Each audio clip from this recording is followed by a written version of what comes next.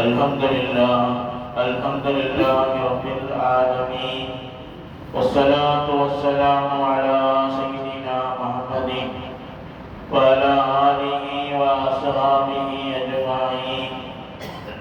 أما بعد، فقد قال الله تعالى في القرآن العظيم والفرقان المجيد: فأعوذ بالله من الشيطان الرجيم.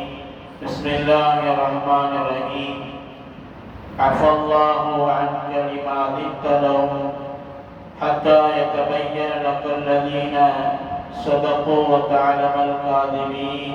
صدق الله العلي العظيم. சர்வ புகழும் புகழ்ச்சியும் ஏக வல்லோனாகிய அல்லாஹ்வுக்கே உரித்தாகட்டுமாக. சாந்தியும் சமாதானமும் நம்ம ஈரிலும் மேலான கண்மணி நாயகம் ஸல்லல்லாஹு அலைஹி வஸல்லம் அவர்கள் மீதும் அவர்களது அடிச்சு பற்றி அடிபரலாது பின்பற்றிய சத்திய சஹாபாக்கள், தாபீன்கள், தபஅ தாபீன்கள், நாதாக்கள், நல்லோர்கள், வலிமார்கள், குறிப்பாக நம் அனைவர் மீதும் அல்லாஹ்வுடைய சாந்தியும் சமாதானமும் என்றென்றும் குறைவின்றி நிறைவாக நிலவட்டுமாக. ஆமீன். அன்பு நிறைந்த அன்பு சகோதரர்களே, அல்லாஹ்வுடைய நல்லடியார்களே, பாசத்துக்குரிய தாய்மார்களே, சகோதர சகோதரிகளே, இன்றைக்கு ஓதப்பட்ட இரண்டு சூறாக்கள், ஒன்று சூரத்துல் அன்ஃபால், இன்னொன்று சூரத்துல் தௌபா. சூரத்துல் அன்ஃபால்ல 75 வசனங்கள் அந்த சூறாவில் இருக்கிறது. சூரத்துல் தௌபாவிலே 129 ஆயத்துகள் இருக்கிறது. இந்த சூறாக்களுடைய சிறப்புகளை பார்ப்பதற்கு முன்னதாக ஒரு சில செய்திகளை மட்டும் நாம் ஞாபகத்தில் வைப்பதற்குண்டான சில செய்திகள். பொதுவாக ரமலானுடைய காலத்தில் 2 நேரங்கள் ரொம்ப முக்கியமான நேரம். அந்த நேரங்களை நாம் சரியாக பயன்படுத்தணும். ஒன்று நோன்பு திறக்கக்கூடிய நேரம், இன்னொன்று சஹருடைய நேரம். நோன்பு திறக்கிற அந்த நேரம் எவ்வளவு முக்கியமானது அப்படின்னா, அந்த நேரத்தில் நம்ம அல்லாஹ் வந்து துவா செய்யறோமா இல்லையா? துவாக்கள் கபூலாகக்கூடிய நேரம். மூசா நபி அலைஹிஸ்ஸலாத்து வஸ்ஸலாம் அவர்கள் அல்லாஹ்விடத்திலே பேசினார்கள். மூசா கலீமுல்லாஹ் என்று நாம் அறிந்திருக்கிறோம். அல்லாஹ்வுக்கும் மூசா நபி அவர்களுக்கும் பேசுகிற பொழுது இடையிலே 70,000 திரைகளுக்கு அப்பால் அல்லாஹ்வோடு பேசினார்கள் மூசா நபி. ஆனால் ஒரு நோன்பாளி அவர் நோன்பு திறக்கக்கூடிய அந்த நேரத்திலே அல்லாஹ்விடத்திலே கையேந்துகிற பொழுது அவருக்கும் அந்த அடியானுக்கும் அல்லாஹ்வுக்கும் மத்தியிலே எந்த திரைகளும் கிடையாது என்றார்கள் நபிகள் நாயகம் ஸல்லல்லாஹு அலைஹி வஸல்லம். எனவே அந்த அப்படிப்பட்ட நேரத்தில் நம்ம என்ன செய்யணும்? வீணாக கழிக்காம வெறும் கஞ்சி வடை அப்படின்னு போகாம துவாவுல நம்ம நேரங்களை செலவு செய்யும். ஒரு 10 நிமிஷத்துக்கு முன்னாடியே உதவி செஞ்சு நம்ம உட்கார்ந்து அல்லாஹ் வந்து துவா செய்வதற்கு உண்டான நேரம், நோன்பு திறக்கிற நேரம். அதே மாதிரி சஹூருடைய நேரம். சஹூருடைய நேரம் என்பது நமக்கு தஹஜ்ஜுத் தொழுவதற்கு உண்டான வாய்ப்புகள் அதிகமாக இருக்கக்கூடிய நேரம். குறைஞ்சபட்சம் அதிகமாக இல்லாட்டாலும் கூட ஒரு 2 ரக்காத்தாவது நம்ம தொழுது அந்த நேரத்தில் துவா செய்வதற்கு உண்டான மிக மிக முக்கியமான நேரமாக இருக்கிறது. எத்தனையோ இறை நேசர்கள் அல்லாஹ்வுடைய நெருக்கத்தை பெறுவதற்கு அந்த தஹஜ்ஜுத் தொழுகை என்பது அடிப்படை காரணமாக இருந்திருக்கிறது. அதனால மற்ற காலங்களில் இருக்குதோ இல்லையோ, இந்த ரமலானுடைய காலத்தில் அந்த நேரத்தில் எந்திரிக்கிறோம், 2 ரக்காத் தொழுது நம்ம துவா செய்யறதுக்கு நம்ம என்ன செய்யணும்? முயற்சி செய்யறோம். அந்த நேரங்கள்ல டிவியில சஹர் நேரத்தில் ஏதாவது பயான் போடுறான், அதை பார்த்துட்டு இருக்கலாம் என்று அந்த நேரத்துல பயான் கேட்பதற்குண்டான நேரம் அல்ல, அது துவாக்கள் செய்வதற்குண்டான நேரமாக இருக்கிறது. எனவே 2 நேரங்களை, சஹருடைய நேரம், நோன்பு திறக்கக்கூடிய அந்த நேரம், இந்த 2 நேரங்களையும் நாம் சரியாக பயன்படுத்த வேண்டும். அல்லாஹ் சுப்ஹானஹு வ தஆலா நம்முடைய ஹலாலான ஆதத்துகளை அல்லாஹ் தஆலா நிறைவேற்றி அருள்வாளிப்பானாக. அன்பு சகோதரர்களே, ஓதப்பட்ட 2 அத்தியாயங்கள்ல ஒரு அத்தியாயம் சூரத்துத் தௌபா. இந்த சூரத்துத் தௌபா என்கிற அத்தியாயத்திற்கு அந்த சூறாக்களுக்கு 12 சூறாக்களுடைய பெயர்களை மார்க்கம் நமக்கு சொல்கிறது.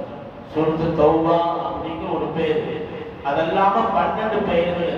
அதுல ரொம்ப பிரபலமான பெயர்கள் என்பது 3 பெயர்கள். ஒன்று சூரத்து தௌபா, இந்த சூரத்துல் பராஆ, இன்னொன்று சூரத்துல் அதாம். 114 அத்தியாயங்கள்ல இல்லாத ஒரு அற்புதமான பெயர் சூரத்துல் அதாம் அப்படிங்கிற ஒரு சூறா.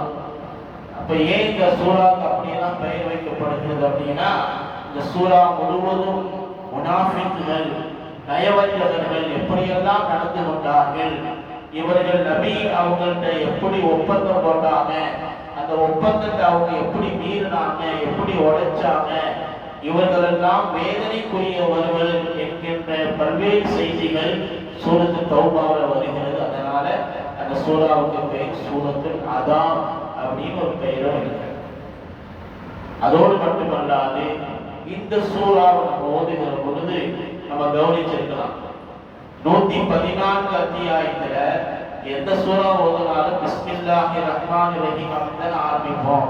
ஆனா சூரத்து தௌபாவுல பிஸ்மில்லாஹ் இருக்காது, எந்த குர்ஆன்லயும் இருக்காது. ஏன் பிஸ்மில்லாஹ் சொல்லக்கூடாது என்று மார்க்க அறிஞர்கள் அதற்கு பல்வேறு விளக்கங்கள் சொல்றாங்க. இப்படி பிஸ்மில்லாஹ் இல்லாம அந்த சூறாவை ஆரம்பிக்குதல் அல்லது அந்த சூறால அந்த பிஸ்மில்லாஹ் எழுதப்படாம இருக்கிறது அப்படிங்கிறது ஏதோ இந்த குர்ஆன்ல மட்டும் அல்ல. இந்த குர்ஆனுடைய மூல பிரதி இருக்கா இல்லையா, அது உஸ்மான் ரலியல்லாஹு தஆலா அவங்க குர்ஆன் ஒன்று திரட்டினாங்க. அந்த ஒன்று திரட்டப்பட்ட மூல பிரதி இருக்கா இல்லையா, அதுல கூட அந்த மாதிரி தான் அது அமைக்கப்பட்டிருக்கு. பிஸ்மில்லாஹ் இல்லாம தான் இந்த சூறா ஆரம்பிக்கப்பட்டிருக்கிறது. அதுக்கு என்ன காரணம் என்று பார்க்கிற பொழுது பல்வேறு காரணங்கள் இருந்தாலும் கூட ஒரே ஒரு காரணத்தை மட்டும் பிரதானமாக நாம் கவனிக்க வேண்டும். என்ன காரணம் அப்படின்னா, உஸ்மான் ரலியல்லாஹு தஆலா அவங்க இந்த சூறாவை எழுதுகிற பொழுது என்ன செஞ்சாங்க அப்படின்னா, எல்லா அன்றைக்கு இருந்த ஹாஃபிதுகள், குர்ஆனை மனனம் செய்து நிறைய ஹாஃபிதுகள் இருந்தாங்க. நபி அவங்க சொல்ல சொல்ல குர்ஆனை எழுதிய நிறைய சஹாபாக்கள் இருந்தாங்க. அவங்க எல்லாம் அழைச்சு உட்கார வச்சு ஒவ்வொரு அத்தியாயத்தை எழுதுகிற பொழுது அப்படித்தான் எழுதுவாங்க. அப்படி எழுதுகிற பொழுது இந்த சூரத்து பராஆ, சூரத்து தௌபாவை எழுதும் போது கேட்டாங்க, நீங்க எப்படி நபிகள் நாயகம் ஸல்லல்லாஹு அலைஹி வஸல்லம் அவங்களை எப்படி கேட்டு மனப்பாடம் பண்ணீங்க அப்படின்னு கேட்டாங்க. அப்போ அங்கே இருந்த சஹாபாக்கள், குர்ஆனை மனனம் செய்த ஹாஃபிதுகள் எல்லாம் என்ன சொன்னாங்க அப்படின்னா, நபி அவங்க எங்களுக்கு பிஸ்மில்லாஹ் இல்லாம தான் இந்த சூறாவை எங்களுக்கு கற்றுக் கொடுத்தாங்க அப்படின்னு சொன்னாங்க. அதோடு மட்டுமல்லாது சையதுனா ஜிப்ரீல் அலைஹிஸ்ஸலாத்து வஸ்ஸலாம் அவர்கள் இந்த சூறாவை பிஸ்மில்லாஹ் இல்லாம தான் ஓதுனாங்க. நபிகள் நாயகம் ஸல்லல்லாஹு அலைஹி வஸல்லம் அவர்களும் பிஸ்மில்லாஹ் இல்லாம தான் ஓதுனாங்க என்பதன் அடிப்படையில் தான் மூல பிரதியிலேயே உஸ்மான் ரலியல்லாஹு தஆலா அவர்கள் ஒன்று திரட்டி முதல் குர்ஆனாக இருக்கக்கூடிய அந்த குர்ஆனிலேயே பிஸ்மில்லாஹ் இல்லாம தான் அது எழுதப்பட்டிருக்கிறது என்பது ஒரு காரணமாக இருக்கிறது. அன்பு சகோதரர்களே, பல்வேறு காரணங்கள் இருக்கிறது. அதுல ஒன்று மட்டும் உங்களுக்கு ஞாபகப்படுத்தினேன். அன்பு சகோதரர்களே, இந்த அத்தியாயத்துல சூரத்து தௌபாவுல அல்லாஹ் தஆலா நபிகள் நாயகம் ஸல்லல்லாஹு அலைஹி வஸல்லம் அவர்களை மென்மையாக கண்டிக்கிறார். மென்மையாக பெருமானார் ஸல்லல்லாஹு அலைஹி வஸல்லம் அவர்களுடைய புகழை சொல்லக்கூடிய ஏராளமான வசனங்கள் குர்ஆன் முழுவதும் இருக்கிறது. ஆனால் 5 இடங்கள்ல, குர்ஆன் முழுவதும் 5 இடங்கள்ல பெருமானார் ஸல்லல்லாஹு அலைஹி வஸல்லம் அவர்களை ஏன் இப்படி செஞ்சீங்க அப்படின்னு செல்லமாக பிரியமாக அல்லாஹ் தஆலா கண்டிக்கிறார். அது எந்தெந்த இடம், எப்படிப்பட்ட அந்த சூழ்நிலை என்பதை பற்றி உண்டான ஒரு 5 செய்திகள். முதலாவது, இந்த ஓதப்பட்ட இந்த தௌபா சூறாவிலே வரக்கூடிய ஒரு செய்தி. பெருமானார் ஸல்லல்லாஹு அலைஹி வஸல்லம் யுத்தத்திற்காக புறப்படுறாங்க. எல்லா சஹாபாக்களும் தயாராகிறாங்க. அதுல சில பேர் முனாஃபிக்குகள் என்ன சொன்னாங்க அப்படின்னா, சாக்குமுக்கு சொன்னாங்க, நாங்க வரல, எங்களுக்கு வியாபாரம் இருக்குது, நாங்க வரல, எங்களுக்கு உடம்பு சரியில்லை, நாங்க வரல, எங்க வீட்டுக்கு விருந்தாளி வந்திருக்கிறாங்க அப்படின்னு நிறைய பொய்யான காரணங்கள் சொன்னாங்க. அப்படி சொன்ன போது நபிகள் நாயகம் ஸல்லல்லாஹு அலைஹி வஸல்லம் அவங்க அதையும் ஆராய்ச்சி செய்யாம அவங்களுக்கெல்லாம் அனுமதி கொடுத்துட்டாங்க. சரி நீங்க வர வேணாம், சரி நீங்க வர வேணாம் அப்படின்னு ஸல்லல்லாஹு அலைஹி வஸல்லம் அனுமதி கொடுத்தாங்க. அப்படி அனுமதி கொடுத்த போது அல்லாஹ் சொல்கிறான், அஃபல்லாஹு அன்க, அல்லாஹ் உங்களை மன்னிச்சுட்டா, லிம அதிக்தல, ஏன் அவங்களுக்கு நீங்க அனுமதி கொடுத்தீங்க, ஹத்தா யதபய்யன லக்கல்லதீன ஸதகு தஅலமல் காதிபீன், அவங்க நிறைய பொய்யான காரணங்கள் வந்து உங்கள்ட்ட சொல்றாங்க, ஏன் அவங்களுக்கு நீங்க அனுமதி கொடுத்தீங்க அப்படின்னு அல்லாஹ் மென்மையாக கண்டிக்கிறார். கண்டிக்கிறத பார்த்தீங்கன்னா வேகமா கண்டிக்கிறது ஒன்று இருக்குது, இந்த பைபிள் இருக்கிற தடவுற மாதிரி கண்டிக்கிறது ஒன்று இருக்கிறது. அல்லாஹ் அந்த மாதிரி கண்டிக்கிறான். முதல்ல என்ன சொல்றான் அப்படின்னா, அப்பதான் வாங்க அல்லாஹ் உங்களை மன்னிச்சுட்டா அப்படின்னு சொல்லிட்டு தான் அல்லாஹ் கேட்கிறான், நீங்க ஏன் அனுமதி கொடுத்தீங்க என்று பெருமானார் ஸல்லல்லாஹு அலைஹி வஸல்லம் அவர்களை பார்த்து அல்லாஹ் கேட்கிறான். இது முதல் இடம். இன்னொரு இடத்துல சூரத்து தஹ்ரீம் அப்படிங்கிற அத்தியாயம், அந்த அத்தியாயத்துல பெருமானார் ஸல்லல்லாஹு அலைஹி வஸல்லம் என்ன சத்தியம் செஞ்சாங்க அப்படின்னா, தேனை நான் இனிமேல் சாப்பிடவே மாட்டேன் அப்படின்னு சத்தியம் பண்ணாங்க. மனைவி மாணவர்களுக்கு மத்தியில ஒரு சின்ன பிரச்சனை வந்த பொழுது தேனை நான் சாப்பிட மாட்டேன் அப்படின்னு சத்தியம் பண்ணாங்க. உடனே அல்லாஹ் அந்த ஆயத்தை இறக்கி வச்சா, யா அய்யுஹன் நபியு லிமா துஹர்ரிமு மா அஹல்லல்லாஹு லக், நபியே உங்களுக்கு ஹலாலான ஒரு விஷயத்தை ஏன் உங்களுக்கு நீங்களே ஹராமாக்கி கொள்கிறீங்க அப்படிங்கிற இரண்டாவது கண்டிப்பு.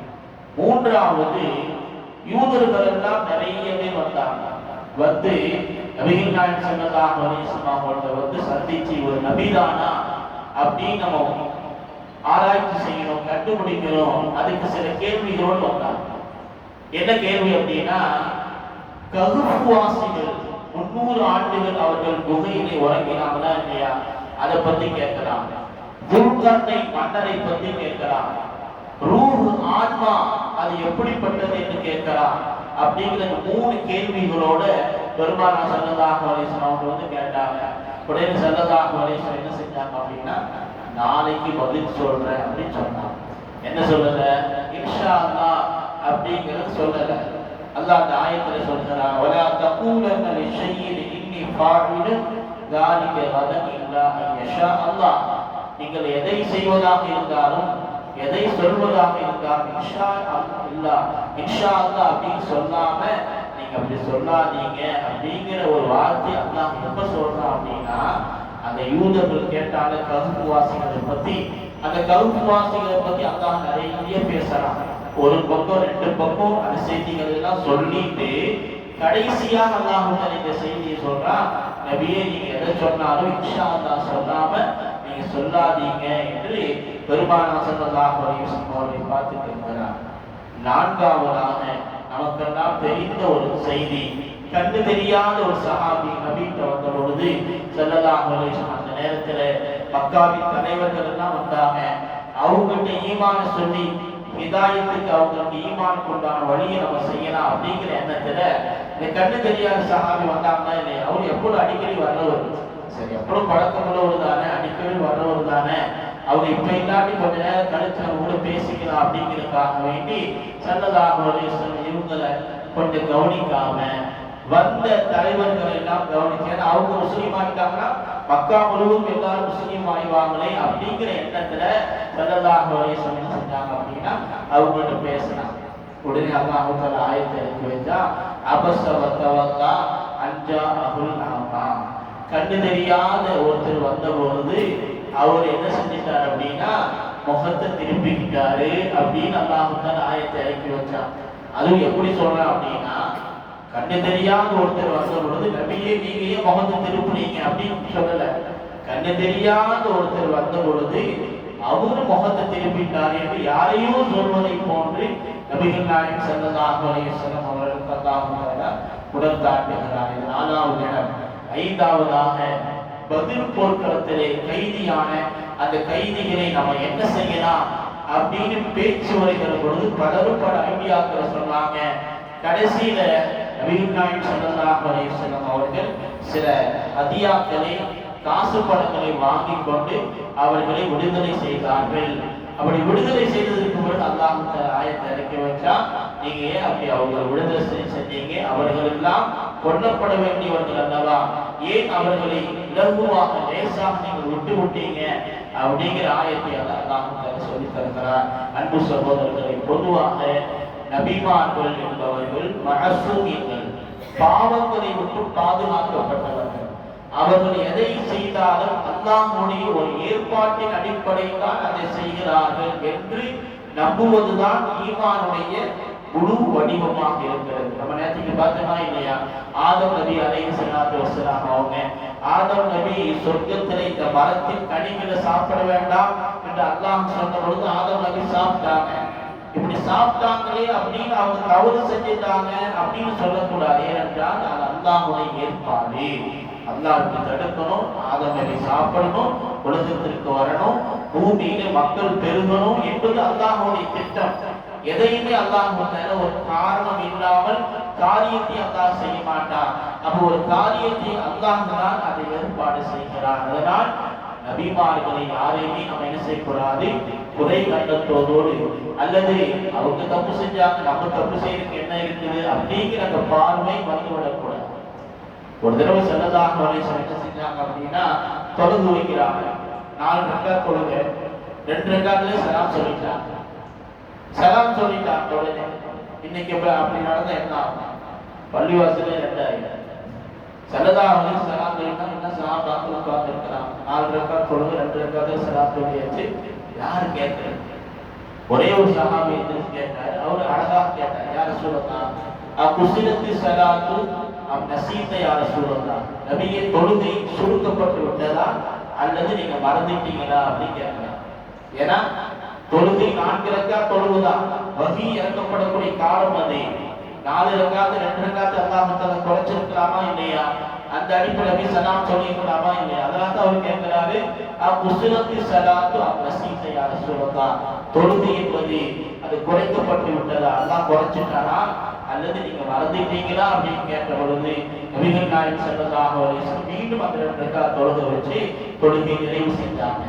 அப்போ இதுல என்ன இருக்குது அப்படின்னா, சமூகத்தில பின்னால் வரக்கூடிய மக்கள் 4 ரக்காத் தொழுகைக்கு இந்த மாதிரி 2 ரக்காத்தோ 1 ரக்காத்தோ அந்த 3 ரக்காத்திலையும் அவர்கள் சலாம் சொல்லிட்டாங்க அப்படின்னா, அந்த தொழுகை எப்படி சரி செய்வது என்பதை நபி ஸல்லல்லாஹு அலைஹி வஸல்லம் அவங்க தான் கற்றுத்தரணும்.